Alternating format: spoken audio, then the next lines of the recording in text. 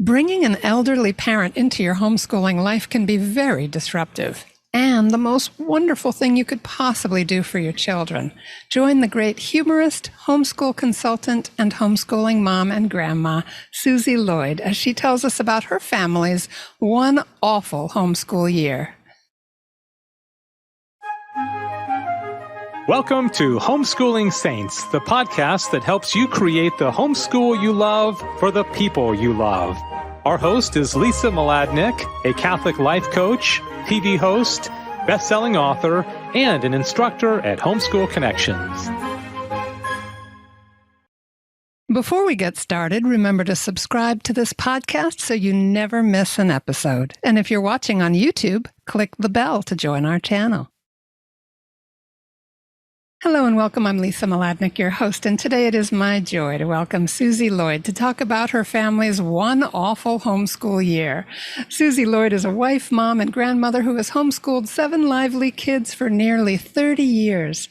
After many years as a popular homeschool writer and speaker, she now helps homeschoolers one-on-one through personal consulting sessions. Susie knows what it's like to struggle. Today, she tells us about the one awful year she had while taking care of her elderly father and how to adjust when life happens in the middle of your homeschool. What can you do about it? How can you keep academics on track? Finally, what can you gain from one awful year? You can find Susie Lloyd at her website and all her books and other connections at susielloyd.com. And that's SUSIELLOYD.com. Susie, it's so great to see you again. Welcome to the program. It is great to see you, Lisa. So fun. Yeah, we do have fun. You and I have something in common. We both care for an elderly parent in our home. So just kind of set the stage for us. A little about what your life was like before you brought your dad to live with you, like kind of what led up to that, and step us into that process of, wow, this big change.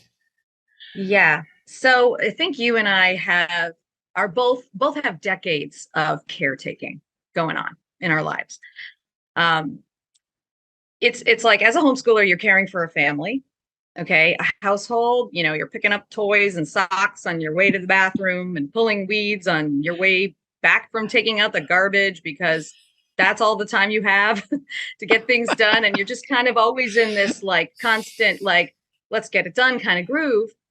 And, and then you're trying to make time for your personal life. You're calling friends while you're driving. You're like, oh, I don't want to forget my parents. You're calling, your dad while, you're, taking your walk, and, like and you're homeschooling too, right? So like you're cutting up vegetables, 10 o'clock in the morning, helping your kids with spelling, you're busy, and that was my life, before I got my dad.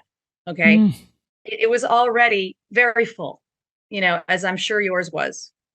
And so you'd think, okay, how could you possibly add, your dad to your life?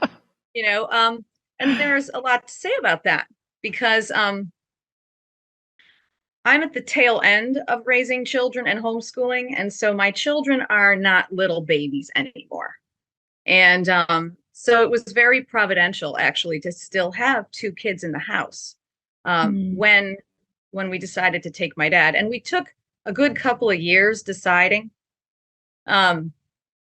With my family, I'm very fortunate that I have a very big family. I'm the youngest of 8 kids. And so my dad built a network of support, without ever really intending to. He never intended to live with any of us, but indeed he was a very good dad, and my mom was a great mom. We watched my dad and helped my dad take care of our mom when she was dying of cancer over 30 years ago, and he gave a very good example, of just doing everything, for my mom, and like making sure she had everything she needed. And then we, all 8 of us, either stayed there or came often, or just, we all had a hand in it in some way. And so we've got a great family. And so I had this network to fall back on with my dad. Like, it wasn't just me, and I know people who do this kind of single-handedly. And, there's a great movie about that called The Father. with Anthony Hopkins, I totally loved. It really gave me an insight into what it must be like to be a person who is very, very old and has dementia. And here's the thing about the father, though, it's kind of hard to watch because she's all alone, you know, and I didn't have that. I had my family. So my siblings plus my own children, you know. And so we talked about it for a couple of years. Like, what do we do about Pop? You know, he was always so independent. You know, he was always very provident. And thank God, you know, and very smart. He was, you know, an engineer, and grew up on a farm, and he was always very mentally and physically active. And so he staved off old age for the longest time. You know, even when he was 90, he was driving. I think he lost his ability to drive when he was about 92, 93. So this guy, you know, he didn't want to live with us. So for a couple of years, I said, Pop, don't you want to come and live with us? As we watched him slowly decline, you know, we would have family meetings about him all the time. He didn't want to come, you know, he wanted to stay home, which is 4 hours away from me. And really, there was really no one else who could really take him in the way I could and give him, they all helped. They all helped. There's no question. But I was kind of the one who could take him in, you know, and so we prepared for it. We got the house ready. We gutted the bathroom and made it handicap accessible. And we don't have the money for that. So my dad paid for that. And we told him, you know, we're what we were doing. You know, we were moving towards the eventuality that he would be with us, you know, but it still didn't feel real, you know. And yesterday was the 1-year anniversary of the day he got here. And my sister and I were saying it didn't feel real, you know, until he came. Now, my sister, she moved from Albuquerque, New Mexico, and bought a house near us to help me. Wow. Yeah. So there was her whole adjustment too. And so that was just like, it's been, and that was hard too, because like to help my sister move here meant I had to go house hunting, right? I had to go house hunting for my sister. And then I had to close on her house. She had to do like a video, like, and decide if she liked the house, like unseen. And then she had to adjust, and we were unpacking her. She got here a week before he did. So we were like a whole week of like crash, like unpacking my sister and like, here's a box marked kitchen, just put it away. Don't even think about it, you know, like, and just her whole adjustment, you know, and leaving wow, what a everything behind. Sacrifice. That's an amazing, like you said, you have a great family. That's big. You often hear stories of families where only one person in the family is willing to help with mom or dad, and everyone else is just kind of MIA. I see this a lot, and it's very sad. So praise God, what a beautiful family you have. I see it a lot too. I credit my parents being very unselfish all their lives with how we turned out, honestly. My brother came and built a ramp for my dad, and my son helped him. And so that was really great, you know, and my other brother and his wife and my other sister, they packed my dad's house up, and my brother put the house on the market. And I have all kinds of support for this whole endeavor. But all the same, it was still like, it really was tough to bring my dad into the house because, as you know, with your mom, it's your mom, right? You said it's my husband's mom, but we're very close. She's a doll. She's 100 years old. 100 years old. 100 years old. And my father, I was calling him Methuselah. He was. So let me help you, Methuselah. He would love that. That's his brand of humor. And he was 94 when he got here, and he turned 95 a couple months later. Wow. And you know, he was funny. He says to me, I said, Pop, you know, don't you want to come and live with us? You know, I would say it to him every time I talked to him. And he, you know, one day he always said the same thing, you know, oh, that's really nice. And yeah, I'll come someday, but not now. And then one day he says, I'd like to stay here as long as possible. And I said, Pop, you did. Wow. That's a big signal, like, right? He's starting to see the need. Yep. Well, you get to the point where you realize things when you go visit him, like, okay, if he falls, he can't get up. So I was cutting his hair at his house up in New York. And I said, why don't you sit on the toilet backwards and so I can reach your hair? And so we did. He couldn't get up.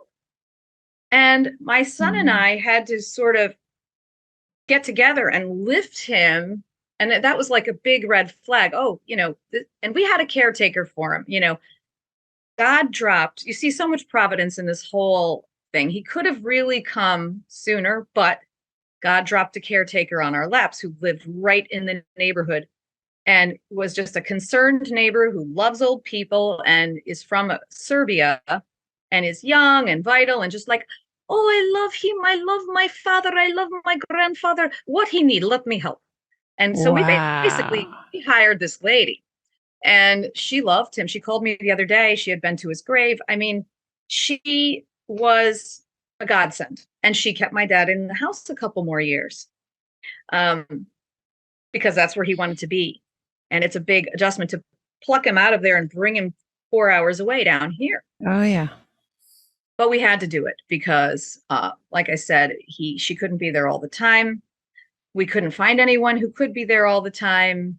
And so we said, this is it. This is it. My brother who lives up there said, don't wait.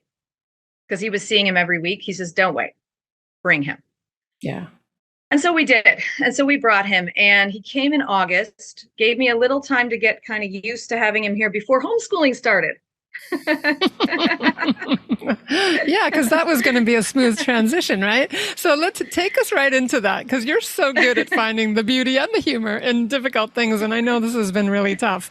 So tell us why it's been an awful homeschool year and start to show us some of the values to your kids as you went through this tremendous disruption and this love fest and all the struggles that went with it. I did a few things right. Like we purged our house over the summer, like of every extraneous thing. Okay. Wow. We threw away half of it and gave away the other half. And, and so that was big. And, picked up a few things my dad would need and got those ready. And so we've got materially ready. I also quit running our homeschool co-op, which I founded. I said, I'm stepping down. And I didn't teach either. I was going to teach, but I started waking up at 4 a.m. thinking, you can't teach. You don't know what you're getting. This is a person who's 94. That's right. And the vacation version of my father is not my real life with my father, because when I would visit him and I would go there 4 times a year and clean his house and spend time with him, I had nothing else to do but pay attention to my dad the whole time I was there. And that was not going to be my daily life here. Yeah. So that was the main thing to remember. So I cut a lot of things out. I let a lot of things go. And I think if you're going to do anything really big, you need to adjust expectations and realize that there's not enough of you to go around. So you put your priorities in order. Okay.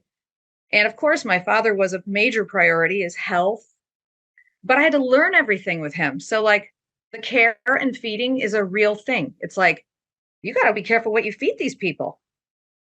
One wrong thing, you feed them and they're sick. Yeah, that's right. And they're in trouble, And so that whole thing was a learning curve. Like, and then he doesn't want to eat certain things. And then he doesn't wear his teeth. He keeps them in his pocket, and, and then he doesn't wear his hearing aids. So you can't hear what's going on. And he's left out of every conversation. Oh, and like there's everything. And then they have dementia too. So my dad came to us with dementia. Aww. Which he was still very sharp, even with dementia. But he was also a little paranoid because dementia makes you paranoid. And so like if he would misplace something, which he did all the time, he would think somebody took it. And so then you kind of had that going on. Yeah. By the way, that movie, The Father, the reason I loved it so much, my husband's like, why do we have to watch a movie about something we live with every day? And I will just say this about my husband. He was so generous, so generous. He was 100% like, he wanted to bring my dad way sooner. So I was very fortunate, to have that in a husband. But the father, really quick, I got to say this. The whole thing's told from the point of view of someone who has dementia. Oh, wow. That's why it's worth seeing, because Wow. you're in their head. You get an idea of what they go through. And so I considered that movie, part of my education on learning what my father felt like and having empathy for him. All right, we're going to step away for just a couple of seconds for a sponsor break from the wonderful folks at Homeschool Connections, where we'll be right back with Susie Lloyd talking about her one awful homeschool year. See you soon. Hi, I'm Walter Crawford. And I'm Maureen Whitman. We are the co-founders of homeschoolconnections.com and proud sponsors of the Homeschooling Saints podcast, which is here to help you homeschool more joyfully, more easily, and more effectively. We want to thank you for listening. And we invite you to check out our courses at homeschoolconnections.com. And now, back to our program. All right, we're back with Susie Lloyd talking about her one awful homeschool year. Susie is a homeschool consultant and a mom and a grandma and a lot of experience in the space. Susie, take us into how this whole experience of bringing your dad to live with you affected your homeschool and some of the things that you learned from that experience. Okay, so I've always relied on Homeschool Connections for some courses during high school. And thank God, when my older kids were little, we didn't have Homeschool Connections, right? We had other things that they weren't, maybe we would get a friend or, we would have a co-op or something like that. But Homeschool Connections is really super convenient for like being right at home and being able to have like these great teachers teaching your children. But, and I tell this to my homeschool consulting clients all the time, you really can't just put your child in front of a computer and walk away and go, okay, good, don't have to worry about that. You really can't. And so with my children, one of my children was taking 3 classes there, and a couple of them weren't working out, to tell you the truth. And here's why. And this one really bit me because I'm a writer. He was bombing writing. And I'm just going to be honest, he was bombing writing. And I looked at, I was, going in dutifully, looking in Moodle, seeing what was going on. And he was late for most things. And so here's what was different about this year. I really wasn't there to help him, like, read the directions, simple things like read the directions with your child. Okay. I was worried about my dad can't, he can't get up. I need to help him take a walk. I need to figure out how he's going to get this, that, and the other thing. Like it was an avalanche of things that we had to think about with my dad, like I was saying before. And so I'd say to my son, as I'd like kind of run by, like, you need anything, and he'd be like, no, I'm good. Because kids think sometimes that they're fine. But then you go and you're looking and you're like, why are you doing so bad? And it's like, oh, wow, you're late. Okay. Mm-hmm. And there's a lot of penalties that go with that. Then you try to catch back up and like, okay, make sure that I show you, walk through the directions with you the next time and don't submit anything until you show it to me and things like that. Right. Mm. So these are some of the things we did to sort of tweak that whole thing. But I'll tell you what I did in the end. And this is a valuable thing for people to realize, especially people who've come from a school situation. When you're in a school situation, like a regular school, like I did a little time with a public charter school online. Okay. So did this for a couple of my kids for a couple of years. You really are beholden to that school. And there's very strict policies about, and you might get mercy from this teacher, but you might not from another teacher. I remember one kid, she was getting like an A in Spanish and she skipped an assignment by mistake and her grade went plummeting down into the 70s. And I remember saying to the public school teacher, could you open that up and let her have a chance?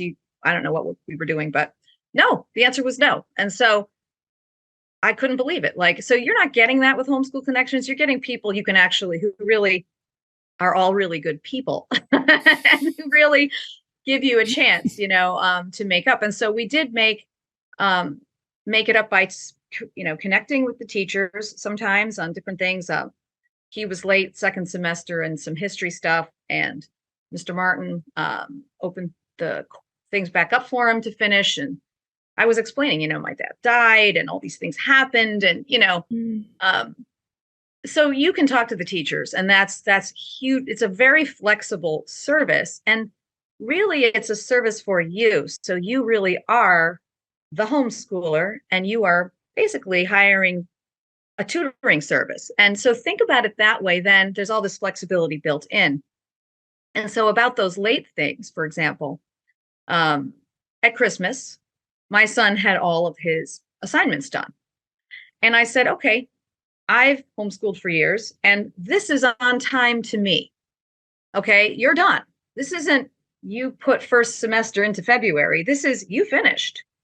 And so I said, I'm going to go through because I wasn't there for you, and I'm going to make allowances. I'm going to remove your late penalties because they have to exist for the teacher's sake. And I understand that. But honestly, they are really on me and you, but they're really on me as the supervisor. And I'm going to remove the late penalties, and you're just going to be graded on content. And so I was able to do that, not in the system, but on my own records. Homeschool Connections doesn't even keep records. So this is what I tell you. You really do have the ability to use the tutoring service as befits you. That's right. And so that is the beauty of it. And so I did that. You speak to the teachers, you use the system as befits your needs and what's going on with you. So those things really helped. And as far as one other class goes, it was math. The teacher was lovely. There was nothing wrong. I'm not saying there was anything wrong. It's just that I realized that my son, who had never had an online math class before, couldn't really learn that way.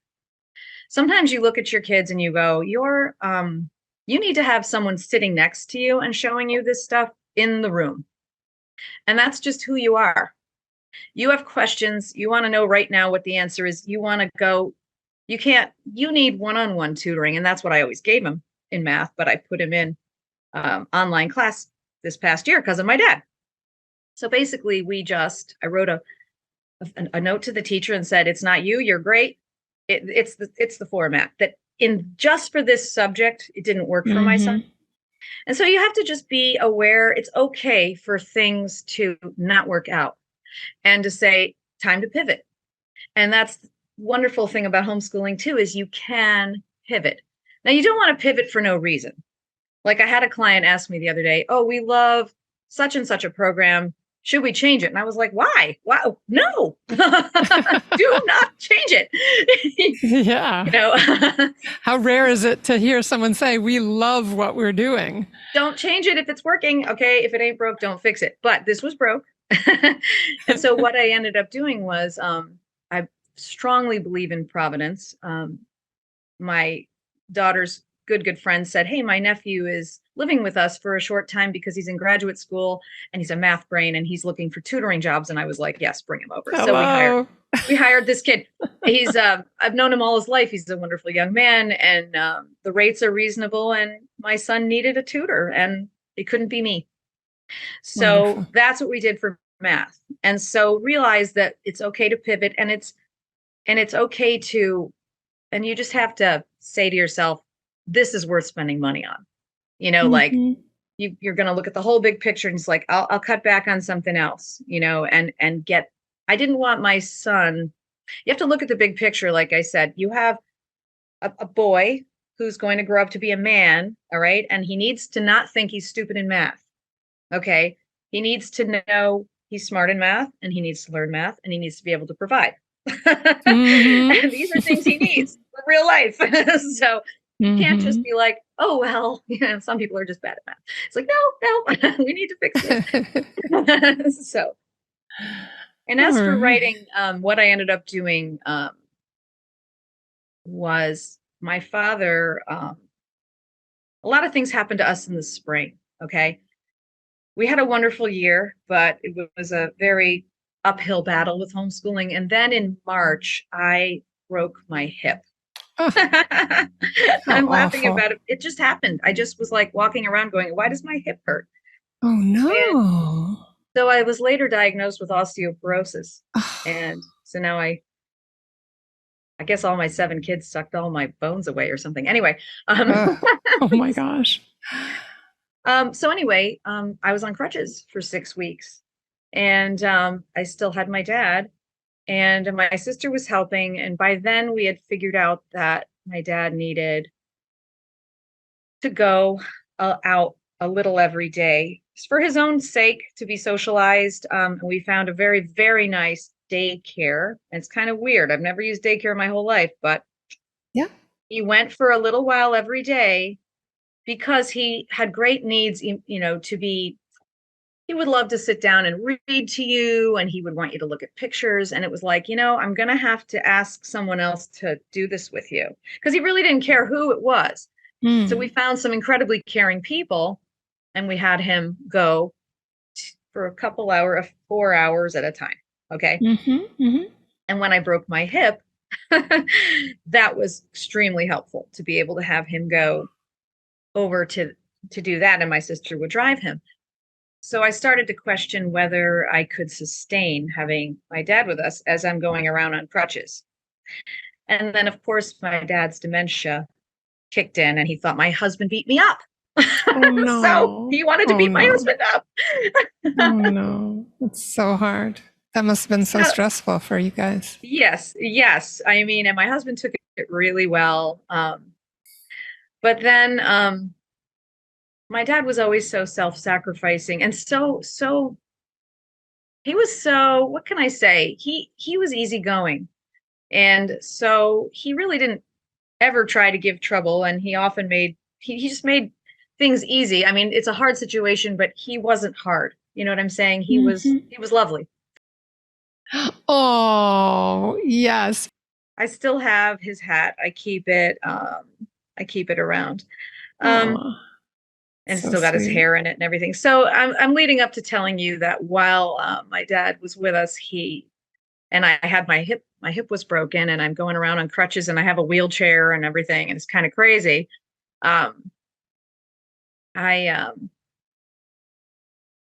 He had a stroke. So it was unclear to us that he had one, but I will say that it became clear later on that that's what it was.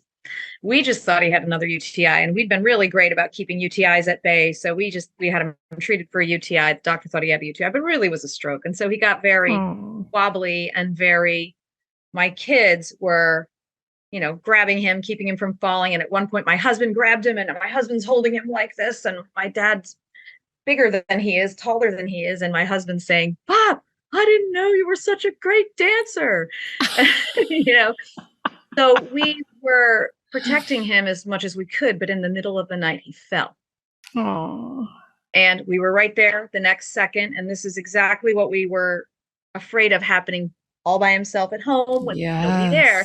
So we were right there comforting him. And then we were with him in the ER, like we didn't leave him alone. And we protected him from falling again the whole day in the ER, like 12 hours. And then he was, we had him checked into a really good evangelical Christian nursing home, because he needed full-time care. And he was only there for a week before he died. By the way, that was my sister's contribution as well, to just get all that paperwork done so that he could go straight in, like at a moment's notice. Boy, what a team.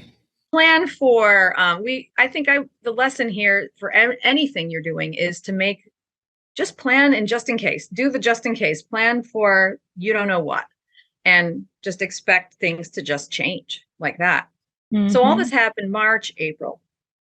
And because of Holy Week and Easter, we had to wait a couple weeks to bury my dad and have his funeral. And it was out of state. So long story short, one of my son's classes finished. His writing class finished. He had several assignments that were never done because of all these things going on. And, I said to him, okay, I'm a writer, and I'm going to finish this with you, and I'm going to you're going to do your assignments. We set a deadline, and I'm going to check them every day, and I'm going to make them flexible so that maybe I'm going to ask you for something a little different than the teacher might have asked you for, but I'm going to finish this with you. And so that's another thing that you can do. And I did contact the teacher later, and I just said, I want you to know we finished, And that means a lot to the teachers too, because they really are trying to serve, to pass along something of value. Exactly. Yeah. And you're taking it seriously. It's just that life is happening. And that's so, right. you know, and I think so it's so good, Susie, for your kids to see how you were, as you said, pivoting, noticing what the parameters were and what was needed, and just kind of flexing. And would you kind of take us out with some of the rewards? What is your family able to reflect on now that were the blessings of having this experience together? So I would say, for me, it's incredible that, when you have a lot of kids, your older kids are used to sacrificing for the younger kids, right? But when you get down to the last couple of kids, they have nieces and nephews. And believe me, we help with those kids, and they come and stay with us when my daughter has a baby. And, why one daughter went up there for a couple weeks to help my daughter, her sister, when she had a troubled pregnancy. It's not like they never do these things. They do, but it's not a daily thing in their home. My father was known better to my older children than my younger children, because he got around a lot more when I had my older children, and he came to visit us a lot, and we would bring them to visit him. But as he got much older, I would bring one at a time, clean his house with one person, with one of my kids, and that was great too, but they didn't really know him too well. And they didn't know him this way, where he was vulnerable. He was always very self-sufficient. So here he was very vulnerable. And when he moved in with us, like I said, the care and feeding, I would mark food for him, like cookies. I'd get them cookies. I'd get him cookies. He loved cookies. And I'd mark the cookies with his name on them. And I'd be like, you're going to eat these cookies in one day. Don't touch these cookies. I know you guys, you're just, cookies. But he's going to eat these cookies, and it's going to take him a month to eat these cookies, and so they'd be like, oh, ha, ha. They'd make, Pop's cookies, rah, So, what was really rewarding was seeing how they wept over him when he was dying, and seeing how I have pictures of them coming to see him, and keeping vigil with him, maybe I can screen share this one to you also. And just seeing that they had that opportunity, and how they missed him, and he connected with them. One day my daughter was having a very bad day, and my dad said, suddenly it was like he didn't even have dementia. He's like, oh, honey, how old are you? And how are you? And what's next for you? And just have him to talk to, and there they are. There they are. That's my dad. He's only got a few days to live in this picture, Oh. And all my kids came to see him. They all came. And I'm proud of that. I'm proud that my children, 7 of them, they came. And to help, and also just to see my husband being so generous again, like he was when my mother was sick. He was so generous. And seeing him 30 years later being even more generous to bring my father into his house. And just to know that my siblings and I got really close during this whole project that lasted a few years. I kicked it off. I just knew, like, my dad was so depressed at home a couple years ago in the winter. And I just started a novena, like on my mom's birthday, like to St. Joseph, for a happy death. Yes. And for like the grace to be able to care for him. And just to know that me and my siblings, we all got together and we prayed every time we had a meeting, and we all worked to protect him, and we all succeeded, and he didn't die alone, and nobody scammed him, and he had company, and my other sister came, she's a nurse. the first night he was in this nursing home, and he was in the assisted living part, and we could see it wasn't the right place for him. He was too dizzy, he was going to fall. She got permission she's a nurse in an OR in Boston, and just to lie down next to him and put her leg over him. She stayed that way all night, just all that. Mm-hmm. Yeah. Yeah. Beautiful memories. Yeah. So much love. Yes, it's everything you would want for your dear dad, to be so loved, for everyone to be present, for everyone to value the time with him when our society does not value elderly people. It's really a nightmare out there. Oh my gosh. Yes, it is. It is. I just wanted to brag about him to everybody, hey, this is not just some old man. This person is a genius. This person is a veteran. This person is, he did everything, and I'm just proud of him, Oh, that's just gorgeous. Absolutely gorgeous. And that's something that you'll always have, that you got to be there for him as a family. Take us out with any final thoughts, Susie, just as you've shared this beautiful and very emotional and very instructive and really very wise family experience. There's been just so much of your family culture and values that came to life and showed itself so powerfully. What would you like to leave us with? So I would say that real life is going to happen, okay? We are not a compartmentalized group of people, we homeschoolers. That's for sure. We are not outsourcing, the cafeteria or the janitor or, the history teacher. Well, the history teacher sometimes, right, with Homeschool Connections. But the point is, there's a lot that's on us, okay? And so real life's going to happen no matter what. And I've had all these other things happen, pregnancy and teaching from the couch and a new baby, and then someone gets sick in your family, or everyone gets sick in your family one at a time, and then you're like throwing up for 2 weeks, you can't go anywhere, and then your spouse loses a job. I've been through all those things, and when it seems like you should realize that you should be open to building support. Okay. I always have started support groups, and I started one when I got my dad, and I enjoyed every minute of being with the other people who were taking care of their parents. And when I started homeschooling, I started a homeschool support group, and I started a co-op, and it's like, just start things. And people love to have the opportunity to be with you in your journey, and they're going through the same thing. And realize that you're not all by yourself. Let other people help you. When I broke my hip, I didn't cook for a month. I had so much food, and it was such a comfort. And I thought, wow, this community that we've built over the years with the help of God, obviously God was behind everything, is just, it's like comes to fruition. Like, everybody comes out of nowhere. I didn't even know some of the people who gave me food, and it's incredible how good and kind the Christians are, unlike the popular mythology. They really are. And I'm kind of rambling here, but I'm just trying to say that real life happens, and there's a lot of lessons to be learned that you can't learn in books. You can't teach empathy from books. You can't teach compassion, and you can't teach even the process of troubleshooting and juggling everything in your life from a book.